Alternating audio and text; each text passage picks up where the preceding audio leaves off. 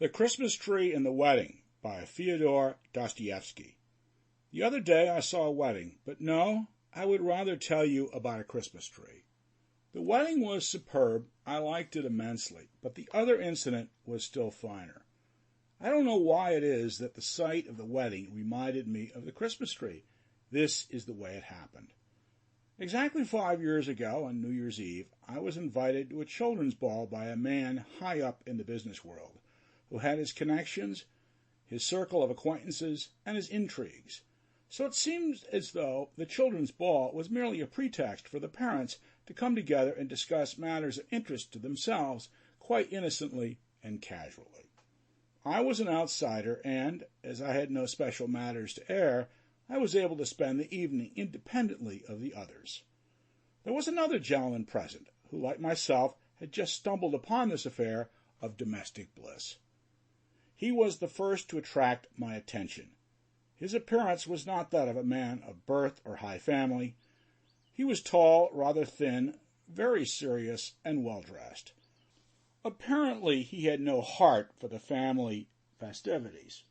The instant he went off into a corner by himself, the smile disappeared from his face, and his thick, dark brows knitted into a frown. He knew no one except the host, and showed every sign of being bored to death, though bravely sustaining the role of thorough enjoyment to the end. Later I learned that he was a provincial, had come to the capital on some important, brain-racking business, had brought a letter of recommendation to our host, and our host had taken him under his protection.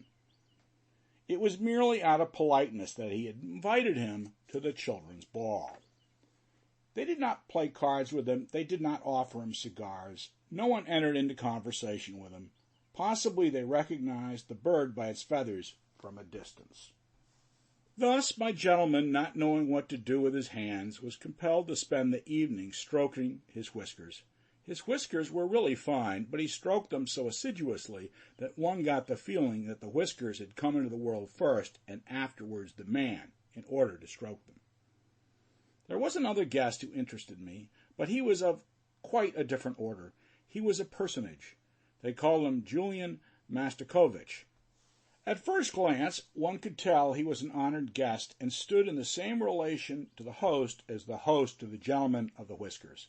The host and hostess said no end of amiable things to him, were most attentive, whining him, hovering over him, bringing guests up to be introduced, but never leading him to anyone else. I noticed tears glistened in our host's eyes when Julian Mastakovich remarked that he had rarely spent such a pleasant evening. Somehow I began to feel uncomfortable in this personage's presence, so after amusing myself with the children, 5 of whom, remarkably well-fed young persons, were our hosts, I went into a little dining room, entirely unoccupied, and seated myself at the end that was a conservatory and took up almost half the room. The children were charming. They absolutely refused to resemble their elders, notwithstanding the efforts of mothers and governesses. In a jiffy, they had denuded the Christmas tree down to the very last sweet, and had already succeeded in breaking half of their playthings before they even found out what belonged to whom. One of them was a particularly handsome little lad, dark-eyed, curly hair, who stubbornly persisted in aiming his gun at me. But the child that attracted the greatest attention was his sister, a girl of about 11, lovely as a cupid. She was quiet and thoughtful, with large, full, dreamy eyes. The children had somehow offended her, and she left them and walked into the same room that I had withdrawn into. There she seated herself with her doll in a corner.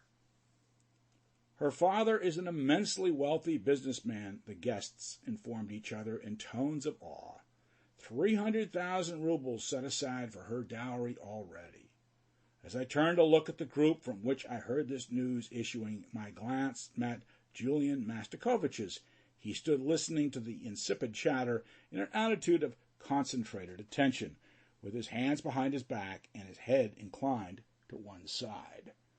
All the while I was quite lost in admiration of the shrewdness of our host displayed in the dispensing of the gifts. The little maid of the many-rubled dowry received the handsomest doll, and the rest of the gifts were graded in value according to the Sample complete. Ready to continue?